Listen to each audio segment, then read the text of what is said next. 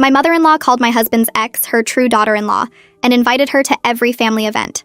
So I made the entire family exclude her permanently. Colton and I got married 3 years ago after dating for 2 years. Before me, he was with Lindsay for 6 years, but they never got engaged because Lindsay kept saying she wasn't ready. She dumped him to go find herself in Europe and broke his heart. We met 8 months later at a cooking class and just clicked. His mom, Diane, seemed happy for us at first, said she was glad Colton found someone who actually wanted to commit. The wedding was beautiful, small, just family and close friends. Diane gave this speech about welcoming me to the family and how happy she was to finally have a daughter-in-law. I thought we were good. Then Lindsay came back from Europe. She was broke, single, and suddenly really interested in being friends with Colton again. He shut it down immediately, told her he was married and happy. But Diane heard Lindsay was back in town and invited her to Sunday dinner without telling us. We showed up and there was Lindsay at the table like nothing had happened. Colton wanted to leave, but Diane made a big scene about how Lindsay was still family, and I needed to be mature about it. I tried to be cool, but Lindsay spent the whole dinner talking about inside jokes with Diane and old memories. Diane ate it up, laughing about things they did together, how Lindsay helped redecorate her kitchen, how they went to wine tastings every month. After that, Lindsay was at every family event. Diane would invite her and not tell us until we arrived. Easter, Memorial Day, 4th of July, there was Lindsay. Diane would introduce her to people as Colton's ex, who was like a daughter to her. She'd introduce me as Colton's wife, nothing else. No warmth, no relationship to her, just Colton's wife like I was some random addition.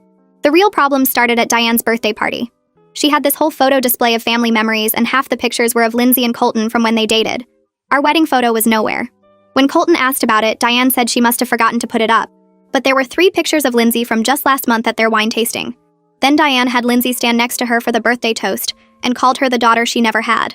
I was standing right there, her actual daughter-in-law, holding the cake I'd made from scratch. The worst moment was at Thanksgiving. Diane's sister was visiting from Texas, and Diane introduced everyone. She got to Lindsay and said, "This is my true daughter-in-law, the one who should have married Colton," then pointed at me and said, "This is his current wife."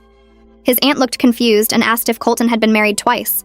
Diane said no, just once, unfortunately. Lindsay actually laughed.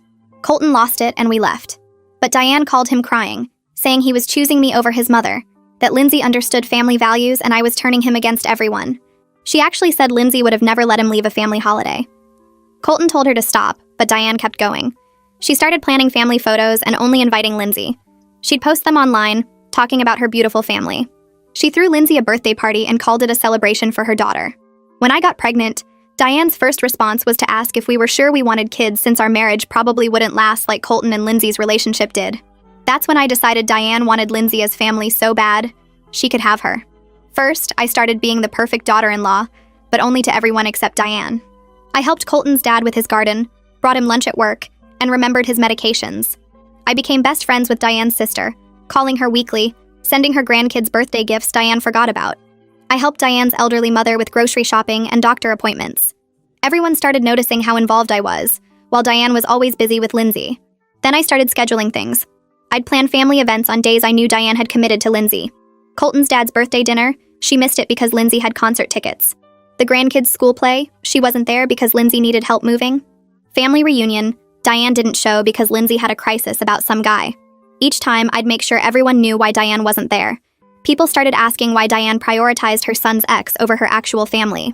The masterstroke was Christmas. I organized the entire family Christmas at our house, invited everyone from Diane's side, Colton's dad's side, and cousins from 3 states.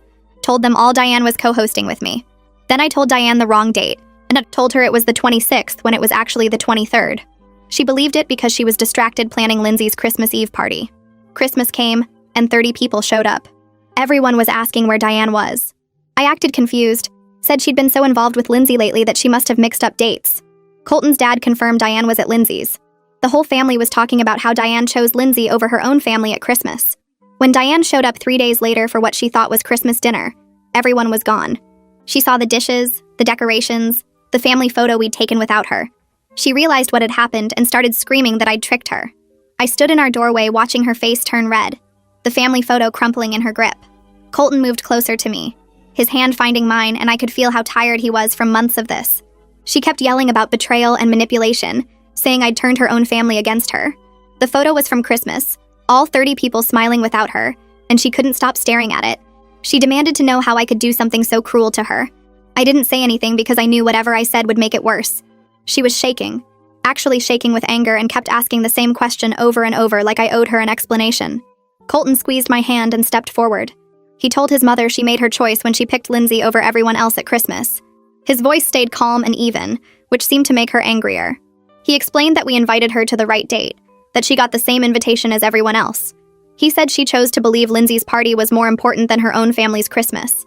She tried to interrupt, but he kept talking, listing all the times she'd picked Lindsay over family events. His dad's birthday, the grandkids' school play, the family reunion. She'd missed everything because Lindsay needed something. She turned on him fast, pointing her finger in his face. She told him I'd poisoned him against her, that the old Colton would never choose a wife over his mother. She said he used to understand family loyalty before I came along. She kept going, saying Lindsay would never have let this happen, that Lindsay understood what family meant. I stayed quiet and watched her dig herself deeper. Colton's jaw was tight, but he didn't yell back. She noticed I wasn't saying anything and turned to me, asking why I was just standing there. I shrugged and told her I had nothing to add. That made her even madder. She started pacing on our porch, talking about how she'd welcomed me into the family, and this was how I repaid her. Within 2 hours, 3 family members had texted me asking what was going on because they'd heard her screaming from inside their cars when they drove past. My phone rang 2 days later while I was making lunch. Wayne's name showed up and I almost didn't answer because I figured he was calling to defend her. I picked up anyway, and he asked if we could meet for coffee without telling his wife. He said he needed to talk to me about everything that happened. I agreed to meet him at a diner across town where nobody from the family would see us. He sounded different on the phone, tired and sad instead of his usual cheerful self. He admitted he'd been watching this situation develop for months and felt terrible about staying silent. I told him I'd be there in an hour. The diner was one of those old places with red booths and a long counter. Wayne was already sitting in the back corner when I arrived. He stood up when he saw me and gave me an awkward hug. We ordered coffee and he started talking before the waitress even walked away. He told me his wife had been obsessed with Lindsay since before Colton and I got married. He said she took the breakup harder than Colton did, that she cried for weeks when Lindsay left for Europe. He explained that his wife saw Lindsay as the daughter she never had, someone who understood her in a way her own kids didn't. I listened and drank my coffee while he kept going. He said he tried to talk to her about it multiple times, but she wouldn't listen. She'd tell him he didn't understand women's friendships, that her relationship with Lindsay was special. Wayne looked down at his coffee cup and said his mother-in-law had been asking him why his wife never visits anymore. He said Isabella called him last week wondering if she'd done something wrong. He was running out of excuses to give her. He wanted to support his son's marriage but didn't know how to handle his wife's behavior without making everything worse. He asked me what he should do. I stirred sugar into my coffee and thought about it for a minute. His wife had put him in an impossible position and he knew it. I told him he should start making his own decisions about family events instead of just following his wife's lead. I said he didn't need her permission to see his grandkids or have dinner with his son. He looked relieved when I said it, like he'd been waiting for someone to give him permission. He admitted he'd been wanting to spend more time with the grandkids anyway, but his wife always had plans with Lindsay on those days. He said he missed half of his grandson's baseball season because she scheduled wine tastings during the games. I told him the grandkids would love to see him more and that Colton needed his support right now. He nodded and said he'd start coming over for dinner once a week. He asked if that would be okay, and I told him he was welcome anytime. My phone rang the next week while I was folding laundry. Haley's name popped up and I answered on the second ring. She said half the family was talking about what happened at Christmas and asking her what was really going on. She wanted to know the truth because people were giving her different versions of events. I invited her over that afternoon, and she showed up with cookies from the bakery down the street. We sat at my kitchen table and I explained everything. I told her about Lindsay showing up at Sunday dinner without warning, about the birthday party with no wedding photo, about Thanksgiving when her sister called Lindsay the true daughter-in-law. I showed her the texts and the social media posts. Haley's face changed as I talked, going from confused to shocked to angry. She put down her coffee and admitted she thought I was making things out to be bigger than they were before. She said seeing her sister miss Christmas for Lindsay's party made everything click into place. She apologized for not taking my concerns seriously earlier and asked how she could help fix the family damage. Her voice got quiet when she talked about how her sister used to be different, how she used to show up for family before Lindsay came back. She said she didn't recognize her sister anymore.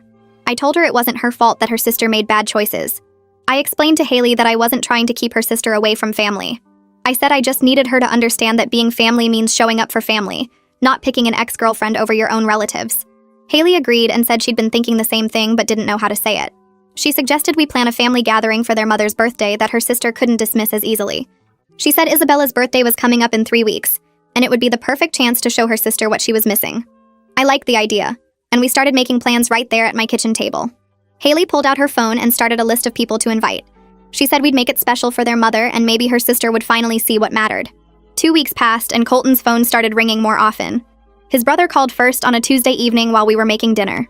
I watched Colton step outside to take the call and stayed in the kitchen chopping vegetables.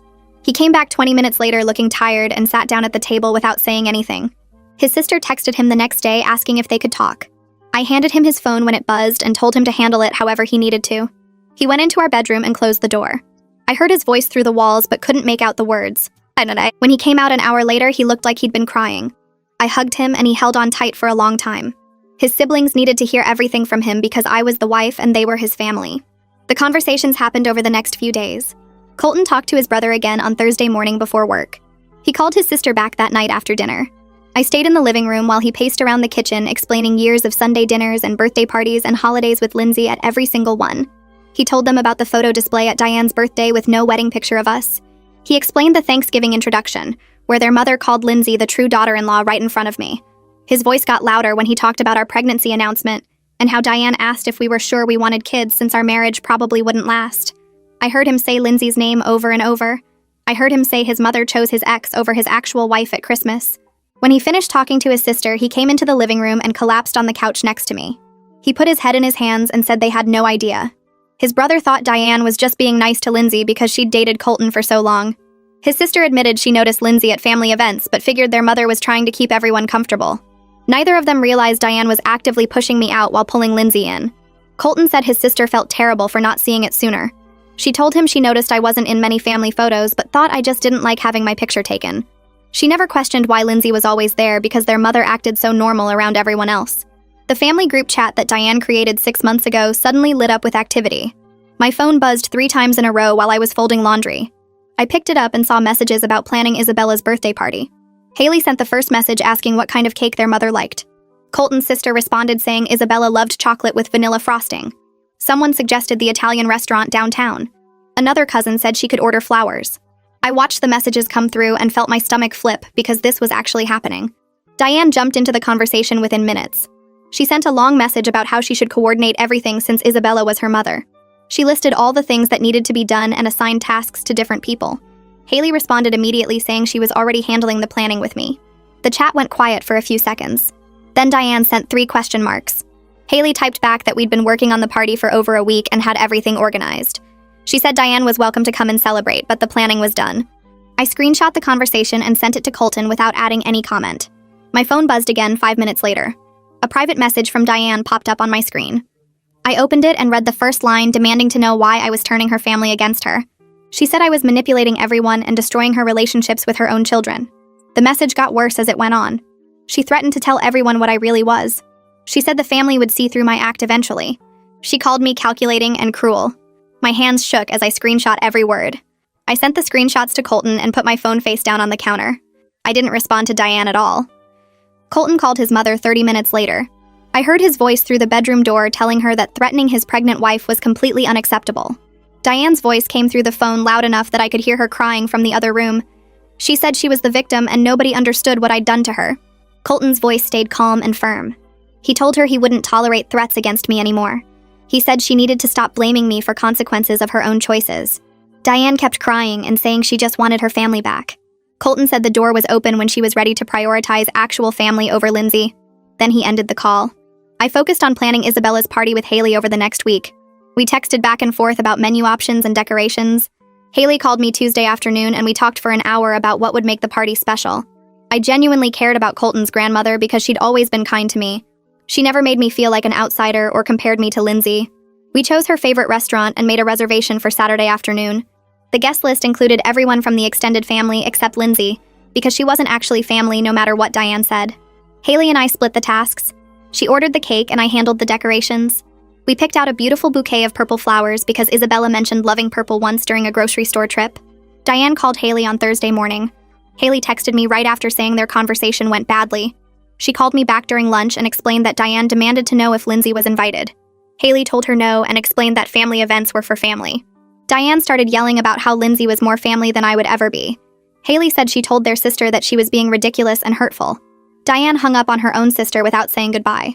Wayne called me Friday evening to confirm he was coming to the party. His voice sounded lighter than I'd heard in months. He said he picked out a gift himself and wanted to make sure we had enough chairs. He mentioned he'd been having lunch with Isabella every week now, and she was doing better since I'd been helping with her appointments. Saturday afternoon came and everyone showed up at the restaurant by 2 o'clock. Isabella arrived with Wayne and looked surprised to see so many people waiting. The table was set with the purple flowers and everyone had brought cards and gifts. Diane wasn't there. Isabella looked around and asked where her daughter was. The table got quiet. Wayne reached over and gently told his mother-in-law that Diane was sick today. Isabella frowned and pulled out her phone to text her daughter. Wayne put his hand over hers and said Diane had been very busy lately with her friend Lindsay. Isabella looked confused. She asked who Lindsay was because she'd never heard Diane mention this person. Nobody spoke for a few seconds. Haley cleared her throat and explained that Lindsay was Colton's ex-girlfriend who Diane had become very close with over the past couple years. Isabella's face changed from confused to disappointed. She looked at me and then at Colton and asked if this was true. Colton nodded and said his mother had been prioritizing Lindsay over the whole family, including missing today's celebration. Isabella's face changed from confused to something sadder, something that looked like she'd just learned her own daughter had picked a stranger over her. She reached across the table and her hand felt small and warm when it grabbed mine. She squeezed my fingers and told me I was a good girl for putting this whole party together for her.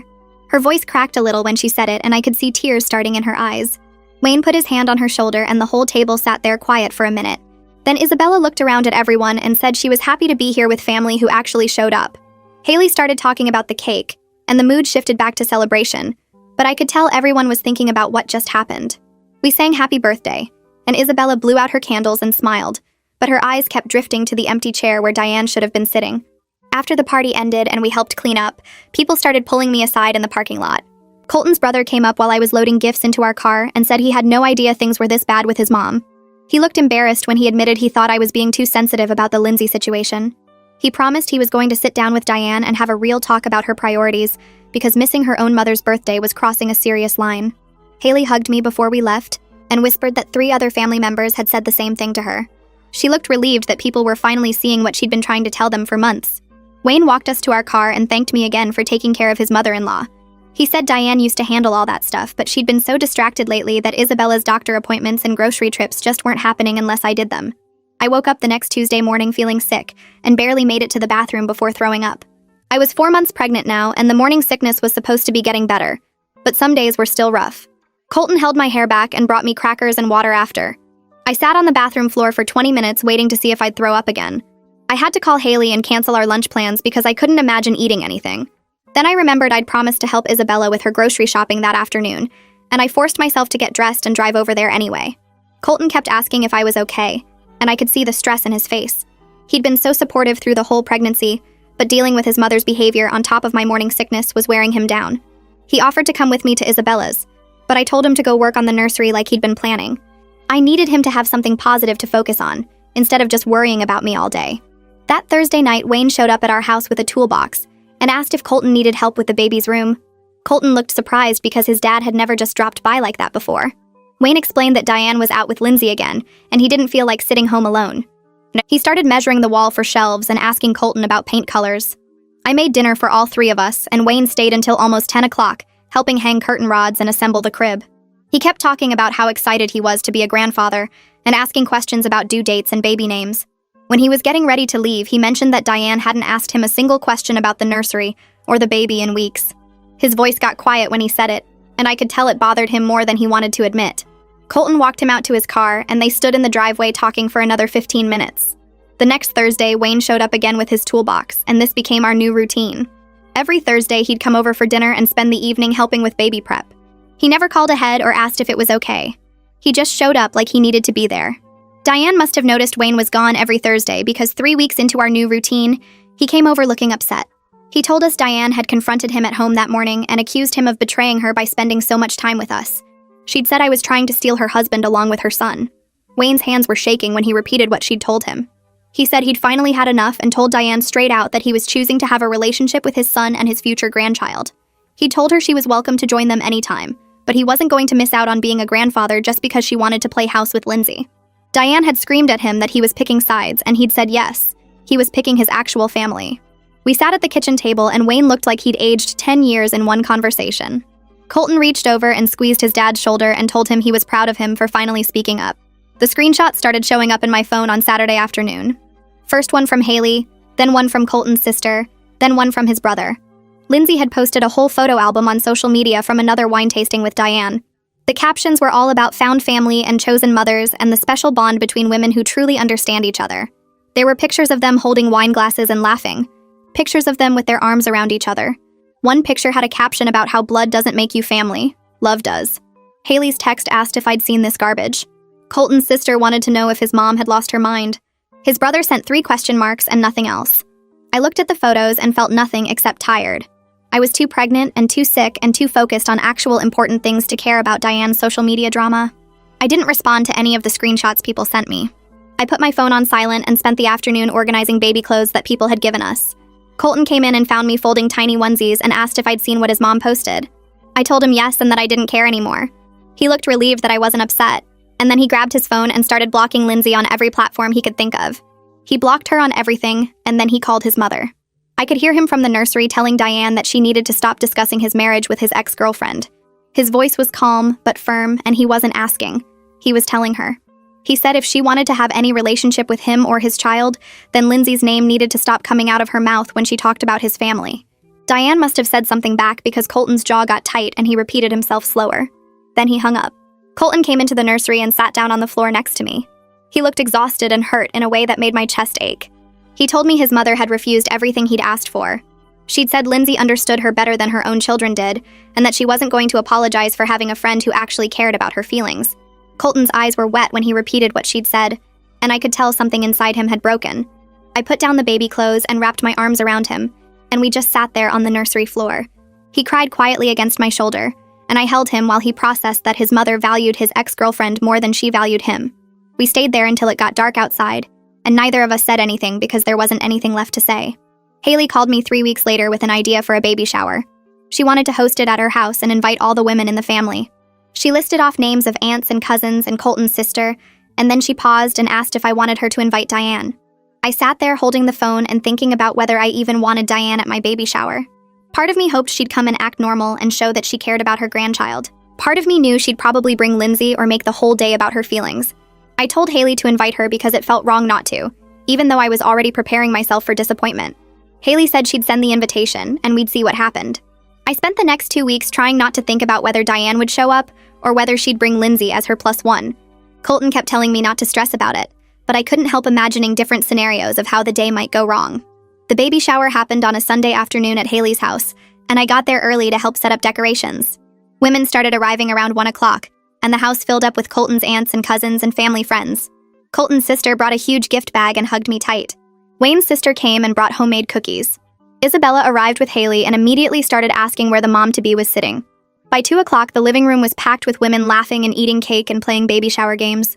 Diane wasn't there.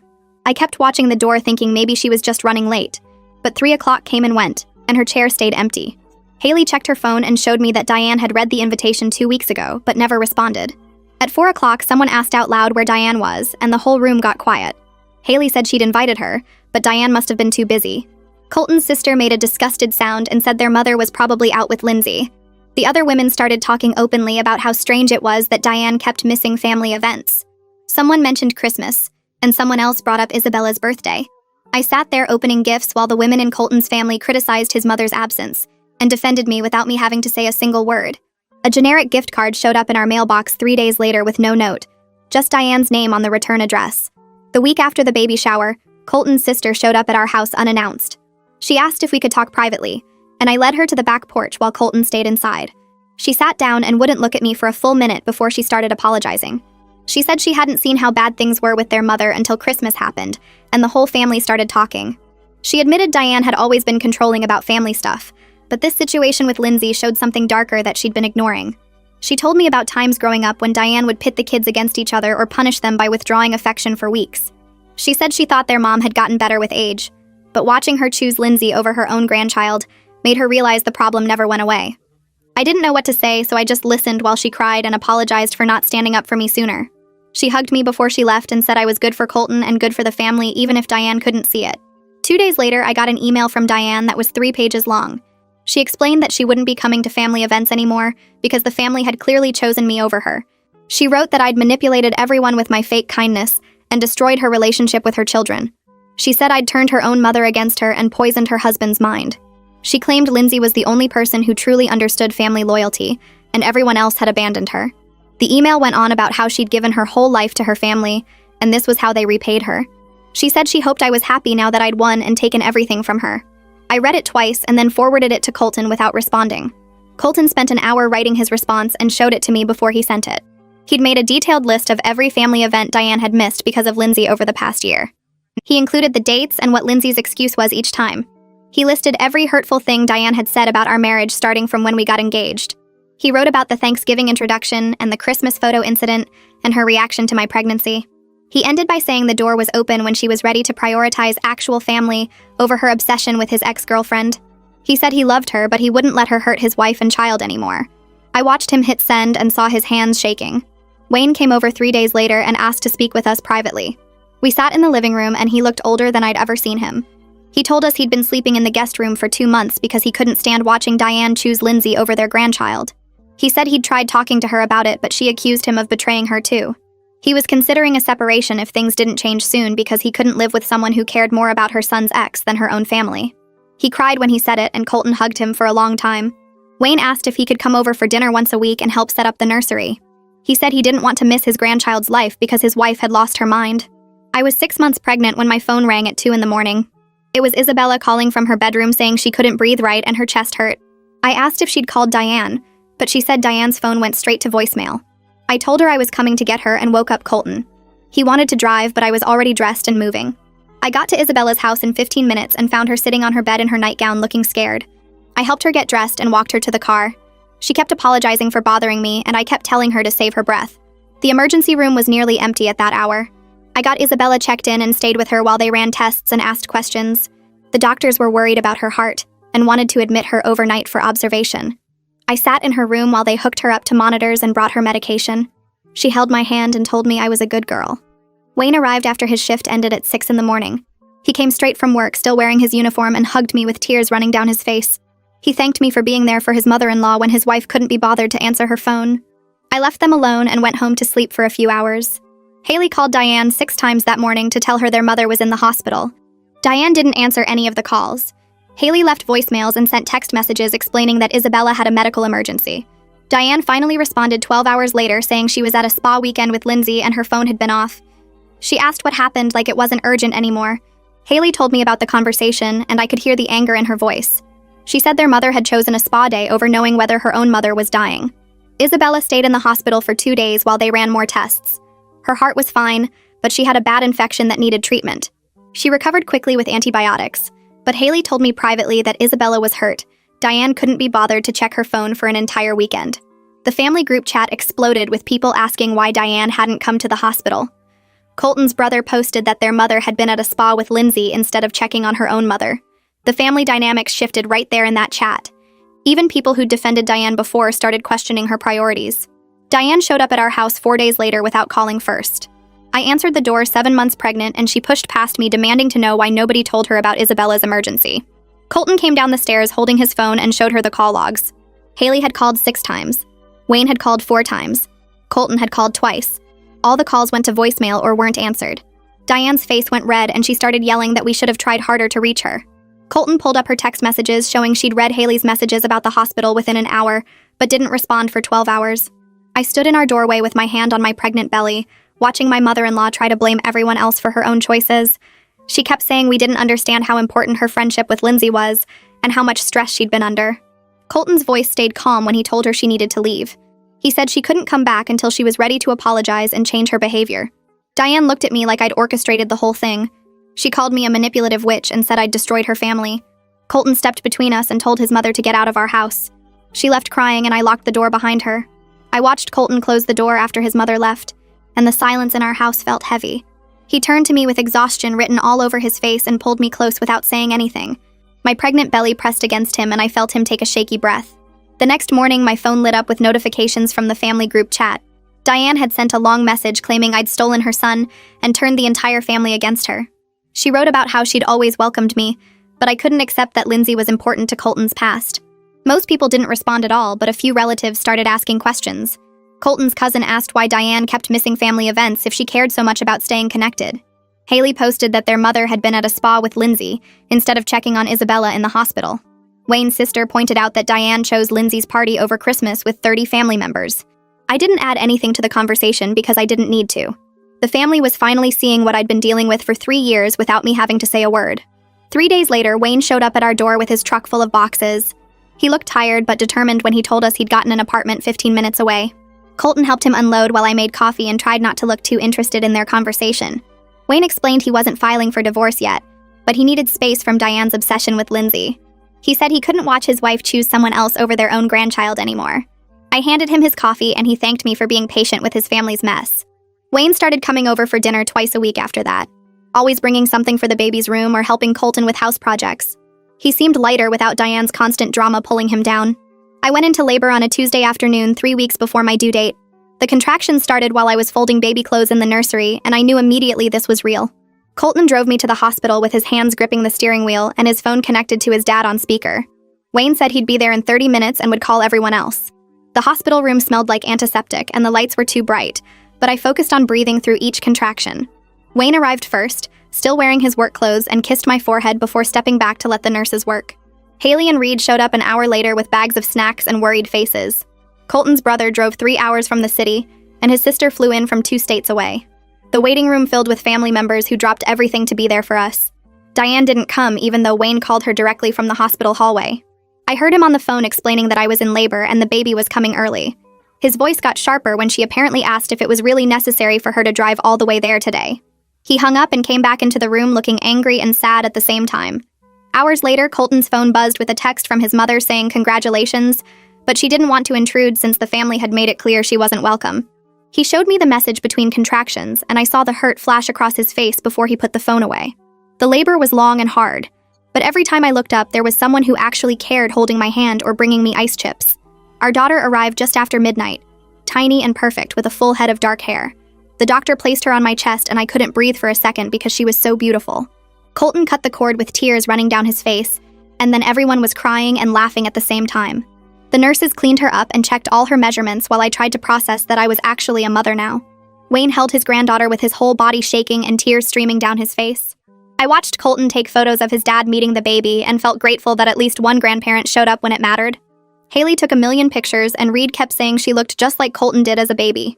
The hospital room stayed full of family until the nurses finally kicked everyone out so I could rest. We brought the baby home 3 days later to a house full of gifts and flowers from family members. I was exhausted and sore but happy to be in my own bed. Colton barely slept those first few nights, always jumping up to check on the baby or bring her to me for feeding. Wayne came by every morning before work just to hold his granddaughter for 20 minutes. On the 3rd day home, I was sitting in the nursery feeding the baby when the doorbell rang. Colton went to answer it, and I heard Diane's voice in the hallway asking if she could come in. My whole body tensed up, but I stayed where I was with the baby latched on. Colton came upstairs with an envelope in his hand, and Diane following behind him. She was alone without Lindsay for the first time in forever and carrying bags of baby gifts. She asked if she could meet her granddaughter, and I saw real nervousness in her face. Colton sat down next to me and opened the letter while I kept feeding the baby. The apology letter talked a lot about how hurt Diane felt when the family were excluded her, and how she didn't understand why everyone turned against her. She wrote about missing Christmas and the birth because she felt unwelcome, not because she didn't care. There was barely anything about how her actions hurt us, or why she'd chosen Lindsay over her own family for so long. Colton finished reading and looked at his mother standing in the doorway of our nursery. He told her she could come in for 30 minutes, but this didn't fix everything that happened. Diane moved slowly into the room and sat in the rocking chair across from us. I finished feeding the baby and handed her to Colton so he could burp her. Then he carefully placed his daughter in his mother's arms, and Diane started crying immediately. She looked down at the baby and said she'd missed so much because she was stubborn and foolish. Her voice broke when she talked about not being at the hospital and not meeting her granddaughter right away. I watched carefully as she promised to do better and put family first from now on. The baby made little sounds, and Diane's face softened in a way I hadn't seen in years. After 30 minutes, Colton took the baby back and walked his mother to the door. She hugged him and left without arguing about the time limit. The next 2 months were busy with night feedings and diaper changes and learning how to be parents. Diane started showing up to family events without Lindsay, and nobody mentioned the change out loud. She came to Sunday dinners at Wayne's new apartment and helped Haley plan Isabella's birthday celebration. I watched her apologize to Isabella for missing so much time together and saw her grandmother hug her with forgiveness. She apologized to Haley for choosing Lindsay over their relationship as sisters. One afternoon, she came over while Colton was at work and asked if we could talk. She sat at my kitchen table and apologized for how she treated our marriage from the beginning. She admitted she'd been wrong about everything, and she understood if I couldn't forgive her right away. I didn't say much because I needed to see if her actions matched her words this time. I don't know. Wayne told us one evening that he'd agreed to try marriage counseling with Diane. They'd been meeting with someone twice a week, and he was slowly spending more time back at their house. He pulled Colton aside privately and explained that Diane had finally ended her friendship with Lindsay after realizing what it cost her. Apparently, Lindsay had gotten angry when Diane said she needed to focus on her real family, and they hadn't spoken in weeks. Wayne said the counselor was helping Diane understand why she'd gotten so attached to Lindsay in the first place. Something about wanting the daughter she never had, and projecting that onto someone who didn't actually want to be part of the family. I listened from the other room while holding the baby and felt cautiously hopeful that maybe things could actually get better now. Diane started showing up on Tuesdays and Thursdays to help with the baby. She'd arrive around 10 in the morning with coffee for me, and this careful smile that didn't quite reach her eyes yet. The first few visits were awkward because we both knew what had happened, and neither of us wanted to pretend it didn't matter. She'd hold the baby while I showered or folded laundry, and she actually asked questions about feeding schedules instead of telling me what I should be doing. When the baby cried, Diane would hand her back to me instead of trying to take over like she knew better. I watched her closely during those early weeks, looking for signs that this was temporary or fake. She brought meals she'd cooked herself, remembered that I couldn't eat dairy while nursing, and never once mentioned Lindsay's name. Colton would come home from work and find his mother reading to the baby in the nursery, and I could see him trying to figure out if this change was real too. We didn't talk about the past directly because that felt too raw, but Diane started apologizing through actions instead of words. She'd text before coming over, she'd leave when I said I needed to rest, and she stopped posting about family stuff on social media entirely. One Thursday afternoon while the baby napped, Diane sat at my kitchen table with her hands wrapped around a mug of tea. She looked tired in a way that seemed deeper than just lack of sleep. She started talking about how she'd watched me fit into the family so easily, how everyone loved me right away, and how that made her feel like she'd failed with Lindsay. Her voice got quiet when she admitted she'd been jealous of how naturally I belonged when Lindsay had always struggled to commit to anything. She said she'd projected all her disappointment about Lindsay onto our marriage because it was easier than admitting she'd invested years in the wrong relationship. The words came out slowly like she'd been practicing them in therapy, and I could tell this confession cost her something. She looked at me with red eyes and said she was genuinely sorry for making me feel unwelcome in my own family. I didn't know what to say because part of me was still angry and hurt, but another part recognized that this moment mattered. I told her I appreciated the apology, and I needed to see consistent change before I could fully trust her again. She nodded and said she understood, that she'd earned my doubt, and she planned to prove herself through actions. The baby's christening planning started a month later, when Colton and I decided on a date at our church. I was nervous about including Diane in the planning because this felt like a test of whether her changes were real or temporary. She called me one evening and asked if she could help organize the celebration, and I could hear the hope in her voice mixed with fear that I'd say no. I agreed, but set clear boundaries right away about guest lists and planning decisions. I told her that Haley and I were making the final calls on everything, and she could contribute ideas but not take over. Diane agreed immediately without arguing or trying to negotiate for more control. We had a planning meeting at Haley's house where I laid out exactly what I wanted for the christening, and Diane took notes and asked questions instead of pushing her own vision. When I said no to her suggestion about the flowers, she just said okay and moved on to the next topic. Haley kept giving me these surprised looks because we both expected more resistance. The next few weeks of planning showed me that Diane meant what she'd said about respecting boundaries. She worked alongside Haley to book the venue and coordinate the catering, and she never once tried to go around me to make decisions. When relatives called her asking about the christening details, she directed them back to me instead of taking over those conversations. She helped address invitations at my kitchen table while I fed the baby, and she didn't complain when I was rejected her first draft of the wording. The guest list discussion could have been a disaster, but Diane accepted every name I included without questioning my choices. Lindsay's name never came up during any planning meeting, and I watched Diane carefully for signs that she was struggling with that exclusion. If it bothered her, she kept it completely hidden. She seemed focused on proving she could be the grandmother and mother-in-law I needed rather than the one she'd been before. Haley told me privately that Diane had called her crying one night, grateful that I was giving her this chance to be involved. The christening happened on a sunny Saturday morning with the whole family gathered at the church.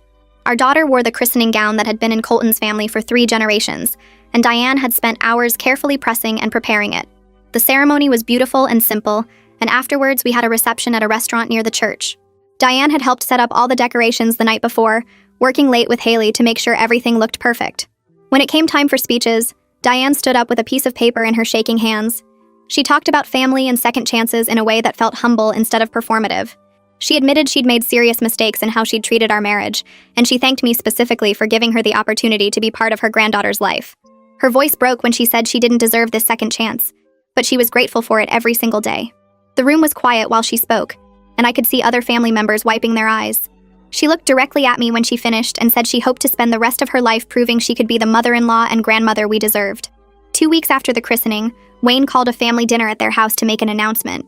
Diane looked nervous when we all gathered in their dining room, and Wayne held her hand while he explained that they'd been going to marriage counseling twice a week for 3 months. He said the counseling had helped them reconnect and remember why they'd fallen in love 30 years ago. Then he announced they were planning to renew their vows on their 30th anniversary in 6 months. Diane added that she wanted the whole family there to witness them recommitting to each other and to being better family members. The family erupted in congratulations and hugs, and I watched Isabella cry happy tears while holding her daughter. Colton squeezed my hand under the table, and I knew he was thinking the same thing I was about how far his parents had come. Haley immediately started planning the vow renewal ceremony, and everyone talked about how this felt like a new beginning for the whole family. Sitting in bed that night after the dinner, I realized something important about everything that had happened. Standing up for myself and setting hard boundaries had actually saved this family instead of destroying it like Diane had claimed. She'd needed to face real consequences and lose access to her family before she could see how badly she'd damaged her relationships. If I'd just kept accepting her behavior and trying to be nice, nothing would have changed. Diane would still be prioritizing Lindsay over her actual family, and the resentment would have kept building until something worse happened.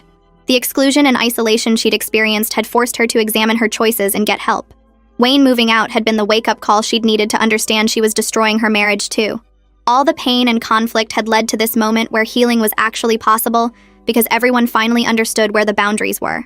Colton found me in the nursery a few days later, watching our daughter sleep in her crib. He put his arms around me from behind and said he was proud of how I'd handled everything, even though it had been messy and painful. He told me our marriage was stronger because we'd faced this challenge together, and he'd never once doubted which side he was on. I leaned back against him and felt the truth of that statement.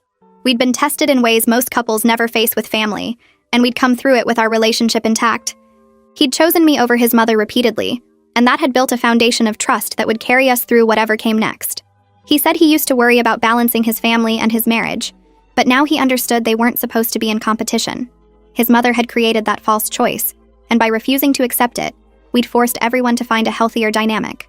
6 months after our daughter's birth, family gatherings felt genuinely warm instead of tense and performative. Diane showed up to Sunday dinners at Wayne's house and helped cook instead of trying to run everything. She played with the baby on the floor and asked about my day like she actually cared about the answer. She'd rebuilt her relationship with Haley through consistent effort and regular phone calls. Wayne looked happier than I'd seen him in years, spending time with his granddaughter and planning the vow renewal with actual excitement. Colton's siblings had started including us in more family activities because the drama had finally settled. Lindsay's name hadn't come up in months, and nobody seemed to know or care what she was doing anymore. The family photos Diane posted now actually included me and our daughter, with captions about being blessed and grateful. I'd stopped waiting for the other shoe to drop because Diane's changes had remained consistent through holidays and stressful moments. Isabella's health had improved significantly with regular family support and weekly visits from multiple relatives. She told me one Sunday afternoon that I was her favorite granddaughter-in-law, which made everyone at the table laugh. Diane smiled when she said it instead of looking hurt or jealous. The family joked that I'd earned that title through hospital visits and birthday parties, and Isabella agreed while patting my hand. She pulled me aside later and said she was proud of me for standing up for myself when her daughter was being unreasonable. She admitted she'd been worried about Diane's obsession with Lindsay, but hadn't known how to address it without making things worse.